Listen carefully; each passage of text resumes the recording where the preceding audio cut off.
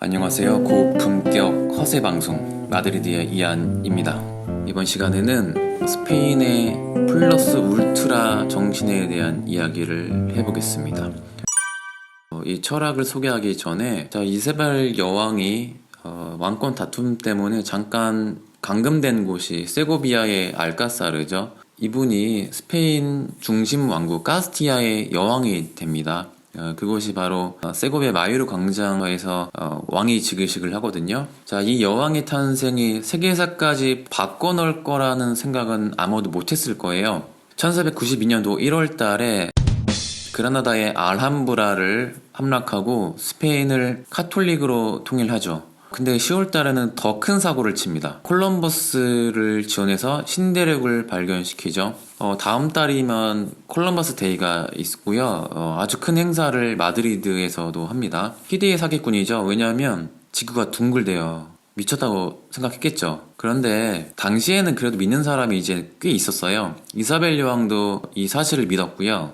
근데 콜럼버스가 그 모험가죠. 탐험가. 근데 항해 일지를 잘못 계산해서 착오야. 이거는 완전히 서쪽으로 스페인에서 쭉 가면 인도까지 갈 수 있다고 믿었어요. 이론상으로 맞죠. 지구는 둥그니까. 그런데 일주일 만에 갈 수 있다고 잘못 계산한 거예요. 근데 영국, 포르투갈 등의 여러 왕국에게 제안을 하지만 당연히 거절당하죠. 이 사기꾼인데 미친 사람 말을 누가 믿어줘요. 근데 이제 스페인이 카톨릭으로 통일한 다음에 이사벨 여왕을 찾아가서 제안을 합니다. 배 좀 지원해달라고. 신하들, 그다음 이사벨의 남편 페르난도 왕 다 반대를 했대요. 미친 사람이니까. 그런데 이사벨 여왕은 다른 사람 말 안 듣고요. 미친 사람의 말을 들어줍니다. 뭔가 이상한 사기꾼 같긴 한데 뭔가 있을 것 같아. 그래서 과감하게 국가 재정이 아니라 자기 사비를 털어서 지원을 해줍니다. 그래서 그 역사적인 배, 바로 그 산타 마리아호가 그래서 탄생하게 되는 거죠. 걔도 이제 배 타다가 이제 10월달 되는데 육지가 안 나타나는 거예요. 무서운 이 뱃사람들이 이제 콜럼버스를 위협합니다. 배 돌리자고, 이제 먹을 것도 떨어지고 이제 죽어간다고. 콜럼버스는 절대 안 된다고 해요. 딱 나온다고. 이 사람은 솔직히 인도가 나올 거란 거 솔직히 팩트도 아닌데 그냥 그걸 끝까지 우깁니다. 이 뱃사람들이 언제 나오냐고. 안 나오면 어떻게 할 건데 그런 거예요. 내일까지 안 나오면 죽이라고 그랬어요. 그런데 다음날 육지가 나온 거예요. 최초의 그 땅이 이제 산토도밍고 섬이라고 하죠. 역사적인 그 신대륙의 발견입니다. 근데 콜럼버스의 판타지 소설은 아직도 끝나지 않았어요. 그 발견된 그 육지가 판타지 소설 속에 그 인도인지 알고 평생 그 땅을 인도로 알고 살다 죽습니다. 그래서 세계에는 그 인도 사람이 두 부류가 있죠. 실제 인도 사람들, 그리고 신대륙의 인디언, 두 부류가 있는 거예요. 그래서 세계에서는 정말 어처구니 없이 이게 흘러갑니다. 어쨌든 이 사건 이후에 대항해 시대를 연 게 바로 스페인이죠. 그리고 이사벨과 콜럼버스라고 보시면 됩니다. 여기서 등장하는 게 바로 스페인의 멋있는 민족 정체성, 바로 플러스 울트라입니다. 이 말이 언제 나오냐면 그 스페인 국기 안에 지금의 스페인을 건국한 그 4개 카톨릭 국가가 나와요. 그래서 왼쪽 상단부터 카스티아, 성이라는 뜻이에요. 카스텔라, 빵의 어원이죠. 그리고 밑에 우리 메시 유니폼 그 카탈루냐, 당시 아라곤 왕국이었어요. 그리고 레옹, 사자의 나라, 그다음 나바라, 이 왕국 4개의 카톨릭 국가가 연합을 해서 아람브라를 함락하고 스페인을 통일한 거죠. 근데 양옆에 기둥에 플러스 울트라라고 써 있습니다. 그죠?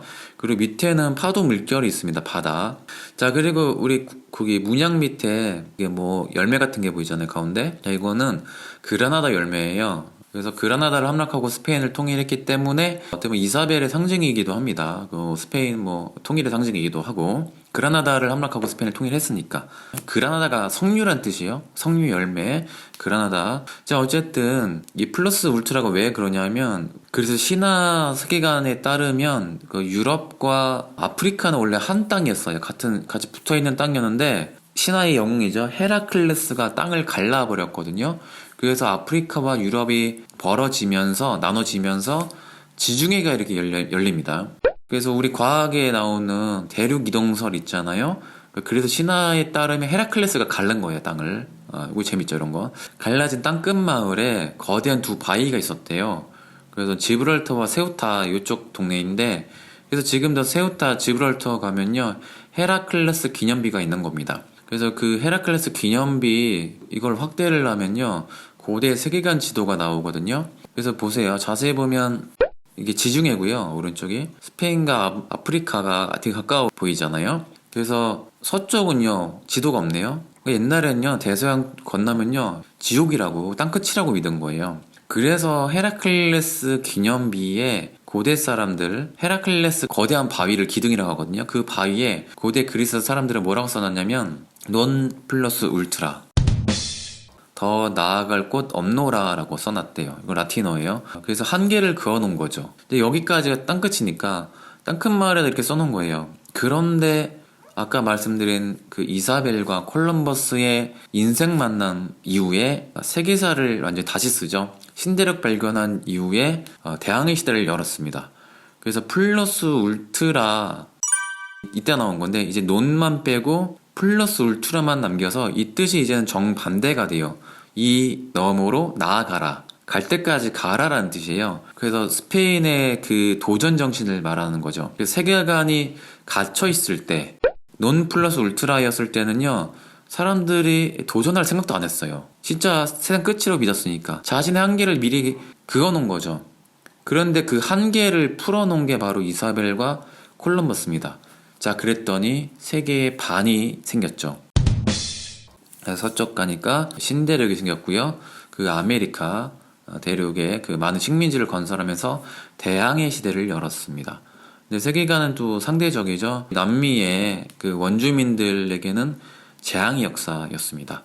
엄청나게 많은 그 아메리카 대륙의 원주민들을 학살했잖아요. 근데 실제로 찔러 죽이거나 총을 쏴서 죽인 것보다는요, 바이러스로 죽였습니다. 그 전염병. 그래서 이런 말이 있어요. 스페인이 아메리카 대륙 그 원주민들에게 전해준 것은 기독교와 전염병이다. 뭐 이런 말도 있어요. 이제 남미 사람들이 그런 바이러스에 대한 면역력이 되게 없었기 때문에 병균으로 죽였다고 보시면 돼요. 자, 그래서 콜럼버스와 이사벨 여왕의 캐릭터의 그 공통분모를 제가 이야기해 드릴게요. 자, 재밌습니다. 자, 비이성적이에요. 자, 그리고 어떻게 보면 좀 스페인 사람들의 또 공통분모일 수도 있어요. 스페인 사람들의 약간 캐릭터. 자, 그리고 비이성적입니다. 그리고 비합리적이죠. 이성적으로 했다고 하면요, 전혀 그런 무모한 도전을 안 했을 거예요. 이사벨 여왕도 쓸데없는 그런 돈 낭비라고 생각했던 투자를 안 했겠죠. 그리고 비합리적이에요. 가상 판타지 소설을 그려놓고 끝까지 우깁니다. 무모하죠. 되게 당연히 합리성도 없고 무모해요. 무모하다 보니까 근데 끝까지 포기를 안 해요. 집념이 엄청 강합니다. 예, 이들의 캐릭터예요. 그래서 지금 스페인 사람들 살다 보면요, 특히 뭐 물건 살 때나 일할 때 보면 되게 비합리적으로 행동하는 게 너무 좀 처음에 되게 적응이 안 됐거든요.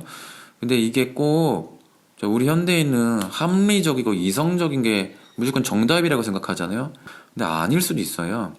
세계사를 바꾼 사람들은 이성적인 사람이 아닌 경우가 상당히 많습니다. 신대륙 발견 이후에 대항해 시대를 열었고요. 자, 우리가 잘 아는 그 무적 함대 시절을 열었죠. 아르마다, 엠베시블레 무적 함대. 자, 그래서 어떻게 보면 신대륙 발견시킨 건 운이었고요. 운으로 일으킨 나라, 운 때문에 패망합니다. 그 짧은 전성기 200년이 마감하게 된 게 바로 엘리자베스 여왕에게 이제 격파를 당하죠. 무적 함대가 이제 침몰하게 됩니다. 이때부터 망하기 시작하죠. 자, 그래서 이들과 관련된 그 이야기에서 저는 항상 그 세라반테스가 쓴 돈키호테가 생각납니다. 자, 돈키호테의 캐릭터가 아까 말씀드린 그 비이성적이고 비합리적인 생각을 하거든요. 자, 오로지 정의감 때문에 가상의 판타지 소설을 또 그리죠. 이제 풍차를 그래서 적으로 인식해서 공격을 하고, 나이 많은 노인네가 세상을 바로 잡겠다고 기사가 돼서 정의로운 세상을 구현하러 여행을 떠나죠. 자, 비록 실패할 수도 있으나 돈키호테 같은 이상주의자가 아닌 실천을 하는 인간상이에요. 이들이 세상을 바꿉니다. 돈키호테는요, 몽상가가 아니라 생각이 있으면 실패할 걸 걱정하지 않고 그냥 합니다. 그냥 무모해요, 엄청. 그래서 돈키호테는 무조건 행동형 인간상이에요. 자, 그래서 두 갈림길이 있죠. 띵커와 두어. 생각만 하고 아이디어만 있고 고민만 하다가 끝날 수도 있습니다. 그런데 되게 바보 같은 생각이라고 해도 행동하는 두어들이 세계사를 바꾸죠. 바보 같은 생각을 갖더라도 그거를 행동한 사람들, 그래도 실패한 사람들을 인정해 줘야 더 발전적이라 생각을 해요. 스페인에 살면서 가장 큰 감동이 바로 그 이사벨 여왕, 콜럼버스, 그리고 돈키호테에서 나오는 대항시대 때 나왔던 그 스페인의 도전 정신, 플러스 울트라 정신을 굉장히 되게 높게 생각을 합니다. 감동을 했어요, 저 개인적으로는요. 그래서 자, 두 가지가 있죠. 논 플러스 울트라, 스스로 한계를 그어놨을 때의 그 세계관과 논을 빼고 플러스 울트라로 만들었을 때 그 경계를 허물었을 때의 그 결과 완전히 달라졌죠. 또 되게 생뚱맞은 생각인데요. 우리나라가 통일을 해야 되는 이유도 이거 관련돼요.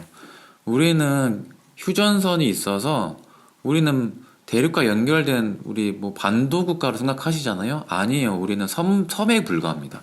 자, 물론 인터넷 발달을 해서 뭐 해외 여행도 가고 그 다른 나라에 대해서 많이 알지만요. 대륙과 고립돼 있어요. 그 세계관이 되게 좁다 보니까 너무 우물한 개구리로만 스스로 우리끼리만 경쟁하고 사는 게 아닌가 싶어요. 그래서 우리가 대륙과 연결되는 그 철도가 저는 필요하다고 생각해요. 그래서 세계관을 넓혀서 경계를 허물어야 우리나라가 더 발전할 수 있다고 생각을 합니다. 그래서 제가 플러스 울트라 정신을 생각하다가 우리나라의 처한 현실을 한번 생각해 봤습니다. 이 그 철학 덕분에. 자, 그래서 마지막으로 이 명언 소개해 드리면서 방송을 마치겠습니다. 돈키호테의 저자 미겔 데 세르반테스가 했던 명언이라고 해요. 불가능한 것을 손에 넣으려면 불가능한 것을 시도해야 된다. 구독과 좋아요는 방송을 지속해주는 아주 큰 힘이 됩니다. 감사합니다. 저는 마드리드의 이안이었습니다.